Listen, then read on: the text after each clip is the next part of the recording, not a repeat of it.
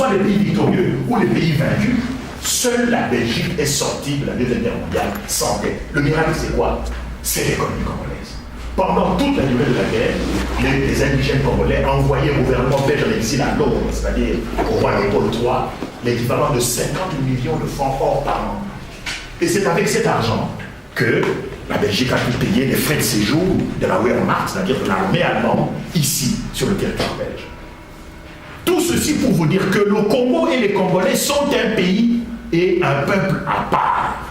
Il n'y a pas au monde, sur les 192 ou 194 pays qui forment les Nations Unies, un pays comme le Congo et un peuple comme le peuple congolais qui soit comparable. C'est impossible. Je vais vous citer une douzaine de preuves et puis je m'arrêterai là. Je vous l'ai dit, le Congo est le seul pays au monde qui a eu deux indépendances. Le premier, le 26 février 1885, et la deuxième, le 30 juin 1960. Deuxièmement, le Congo est le seul pays au monde qui fut la propriété privée d'un roi étranger. Troisièmement, le Congo est le seul pays au monde qui fut vendu avec biens, personnes, meubles, immeubles, tout, aux créanciers du roi. Donc, de propriété privée d'un roi, l'État indépendant du Congo devient la propriété collective d'un syndicat de créanciers. C'est une situation unique au monde. Donc on vous vend, vous, votre femme, vos enfants, vos chiens et vos chats à votre créancier. Cela ne s'est jamais vu nulle part. Le Congo a également, je l'ai dit, fourni au monde l'uranium qui a servi à la fabrication de la première bombe atomique. Cela signifie que le monde est entré dans l'ère nucléaire, pour le meilleur ou pour le pire, à cause du Congo. Et c'est la raison pour laquelle le Congo fut nommé membre associé de l'OTAN en 1955. Jusqu'à aujourd'hui, le Congo est membre associé de l'OTAN. Les aéroports, la base de Kitona a été entièrement financée par l'OTAN à l'ouest. La base de Kamina à l'est, Katanga, a été entièrement financée par l'OTAN. Mais aussi un fait qui n'est pas très bien connu, l'aéroport de Libenge, dans le point de l'Équateur, est également un aéroport international, s'il vous plaît, a également été financé par l'OTAN. Nous ne le savons pas. Donc, le Congo est également unique en son genre. Pourquoi? Parce que ce fut l'affaire la plus rentable du XXe siècle, que donc ce fut un enjeu planétaire. Eh bien, le Congo est encore un enjeu stratégique au XXIe siècle. Pourquoi? Parce que le XXIe siècle, c'est le siècle de l'électronique, des industries électroniques. Les plus grandes puissances du monde bâtissent leurs forces sur les industries électroniques. Parce que l'électronique est aujourd'hui le domaine qui intervient partout, dans tous les secteurs. Dans les sous-marins lanceurs d'engins, dans les bombardiers stratégiques, dans les satellites, la téléphonie cellulaire, partout, l'électronique est présente. Or, le Congo recèle dans son sous-sol 85% des réserves connues de coltan en Afrique. Cela signifie que, pour le contrôle du coltan congolais, les puissances électroniques, les puissances industrielles de l'électronique sont prêtes à soutenir n'importe quelle guerre, n'importe quel génocide, à massacrer les Congolais, à le dépêcher, pourvu qu'ils ne perdent pas le contrôle du coltan congolais. C'est un cas unique. Et le dernier cas, c'est lequel? C'est que le Congo est le seul pays au monde qui a produit un prophète. Parmi vous ici, il y a des chrétiens, je n'en suis plus. Je ne suis pas kimbangiste. Mais Kimbangu est le seul prophète noir qui a porté un message de salut et de libération de toute la race noire, aussi bien les négro-africains habitant sur le continent que ceux qui sont partis en esclavage, qui vivent dans les autres continents, au-delà des mers et des océans. Il existe encore une autre preuve qui démontre que le Congo et les Congolais sont un peuple unique sur la planète Terre. C'est que de tous les peuples noirs, le Congo est le seul pays qui abrite le plus d'ethnies et de tribus négro-africaines. Même le Nigeria, qui est plus peuplé que le Congo, puisqu'il y a à peu près 120 millions d'habitants, le Nigeria a peut-être 4 ou 5 ethnies, alors que chez nous, il y en a des milliers. C'est une biodiversité humaine, c'est à ça que je voulais en venir. Et vous savez qu'aujourd'hui, La biodiversité est devenue un thème scientifique. Il faut protéger la biodiversité. Et le Congo est le siège de la biodiversité humaine. Enfin, il y a parmi vous ici des personnes qui ont déjà certainement entendu parler de l'alphabet Mandombe. Je ne vous conseillerais pas assez de vous intéresser à cet alphabet. Vous allez découvrir des vérités absolument extraordinaires. Et vous découvrirez, comme l'a découvert au XXe siècle un prêtre, un oculiste belge qui est mort maintenant, qui s'appelait Jean-Marie Habig, qui a vécu au Congo pendant une quarantaine d'années. Cet oculiste belge, Jean-Marie Habig, a découvert, il a écrit un livre, plusieurs livres, 5 d'ailleurs, j'ai fréquenté son école à Bruxelles. Il a écrit un livre, et dans ce livre, il démontre que ce sont les peuples bantous du Congo qui détiennent le code naturel de toutes les langues et de tous les dialectes parlés sur la planète Terre. Sur la planète Terre sont parlés à peu près 10 000 langues et dialectes. Eh bien, la signification de ces dialectes se trouve en fait, le code de ces dialectes se trouve en fait au Congo. Et comment il a découvert?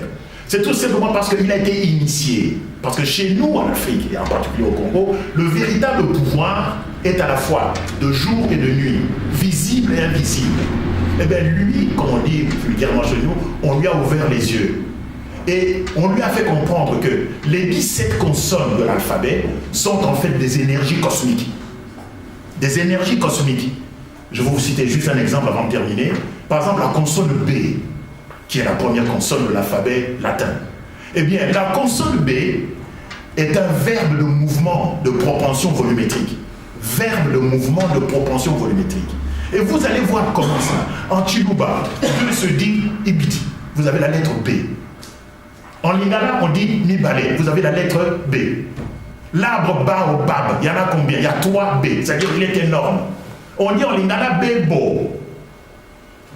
Mais en russe, on dit bolche, c'est-à-dire qui a la majorité a beaucoup de voix. Beaucoup en français, big en anglais. Et dans toutes les langues, même en égyptien, même en hébreu, même en chinois, quand vous rencontrez la consonne B, cette consonne est en train de codifier la notion de propension volumétrique. Lipoumou, Beden, Balouba, au pluriel. Tous les noms pluriels chez nous, tous les noms pluriels commencent par la consonne B. Et il en est ainsi de toutes les autres consonnes. Ce sont des consonnes cosmiques. Mais ça, c'est la signification matérielle, physique.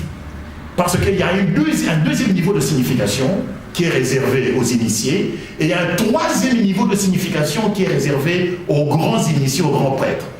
Quand vous atteignez le troisième niveau de signification de ces consonnes, vous recevez le pouvoir de la parole incantatoire et opératoire. C'est-à-dire, en prononçant un mot, vous créez l'objet. Vous créez l'objet. J'en ai beaucoup discuté, j'ai beaucoup contesté cette histoire jusqu'au jour où en 2005 je suis parti au Bénin, où j'ai eu la preuve concrète qu'effectivement la parole est incantatoire et opératoire.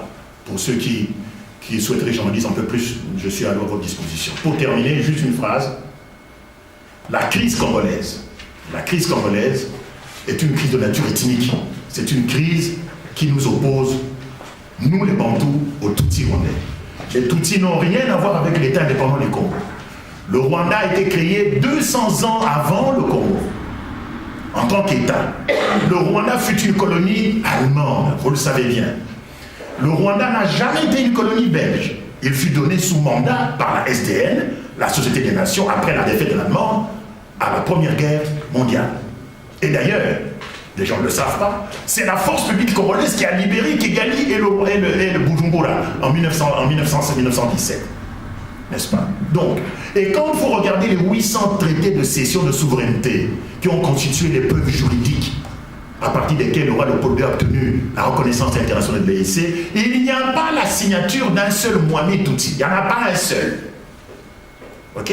Or, aujourd'hui, je vais vous montrer tout à l'heure, au moment venu, dans le débat des preuves, il y a aujourd'hui dans les FARDC, dans l'armée nationale congolaise, 31 généraux, colonels et lieutenants-colonels de Tutsi, qui n'existaient pas avant 1997. Ils sont arrivés seulement maintenant. Je ne parle que des FARDC, je ne parle même pas des autres institutions. comme le gouvernement, n'est-ce pas, la diplomatie et les provinces, n'est-ce pas. Donc, les solutions, j'en ai 6. Primo, les Congolais, les Bantous congolais doivent identifier les créanciers du roi Léopold II et renégocier la 3e indépendance avec eux. Première solution. Deuxième solution, les Congolais doivent accepter de restituer l'indépendance aux chefs coutumiers, aux indigènes, ce qu'on appelle les indigènes, qui n'est pas un terme péjoratif. En Suisse, en tout cas, ce n'est pas un terme péjoratif.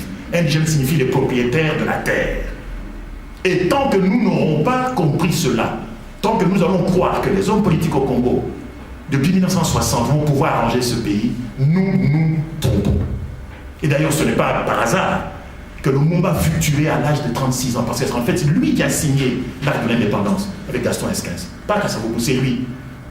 Et comme par hasard, il meurt à l'âge de 36 ans et on ne sait même pas où il est enterré, puisqu'il n'a même pas de cimetière. Et vous allez voir que tous les premiers ministres et tous les présidents de la République congolais ont mal fini. J'ai fait une étude, mais ce n'est pas le moment d'en parler ici. Que vous preniez Tchombe ou Evariste Kimba et tout ça, tous pendus, massacrés, ainsi de suite. Je dis que ce n'est pas par hasard. Parce que le pouvoir chez nous est sacré. Il est à la fois de jour et de nuit. N'est-ce pas? Autre solution. Les Congolais doivent absolument comprendre la nécessité pour eux d'avoir un schéma mental de type ethnique.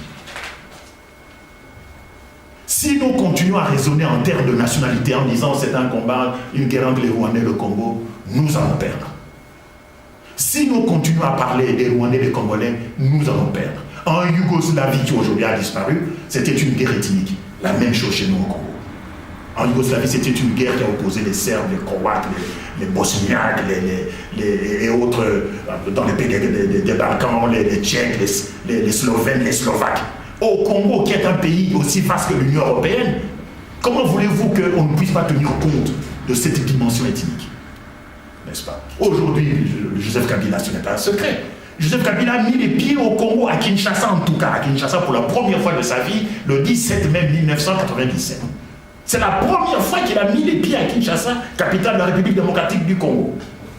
Il ne parlait pas le Lingala, il ne parlait pas il parlait le Swahili de Tanzanie, il ne parlait pas le Chiluba, il ne parlait pas le Kikongo, il ne parlait pas on ne parlait même pas le français, la langue nationale. Vous le savez bien. C'était un immigré clandestin. 4 ans plus tard, il est chef d'État. 10 ans plus tard, il est réélu. C'est bien la preuve que le Congo ne nous appartient pas. Qui a voulu cela? Les anciens créanciers du roi Léopold II. Je vous dis ceci, je termine, en vous remerciant de m'avoir écouté, parce que je vous assure, chers compatriotes, que nous nous retrouvons aujourd'hui pour le 52e anniversaire, soi-disant, du Congo. Il n'est pas sûr que nous allons fêter le 53e anniversaire le 30 juin 2013. Parce qu'il y a des grands périls qui pèsent sur le Congo. Des grands périls pèsent sur le Congo. Le Congo est en voie d'être démantelé, d'être dépecé, d'être disloqué, comme l'est aujourd'hui déjà le Soudan, qui est voisin du Congo, puisque nous avons des frontières communes.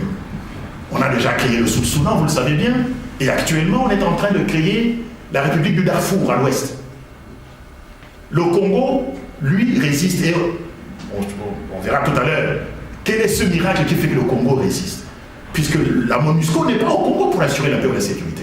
La MONUSCO est arrivée au Congo pourquoi? Pour empêcher que les anciens créanciers du roi Léopold II se battent en partageant le Congo. Ils sont là, la MONUSCO est là pour surveiller le partage, le démantèlement du Congo, que cela se fasse en bon ordre.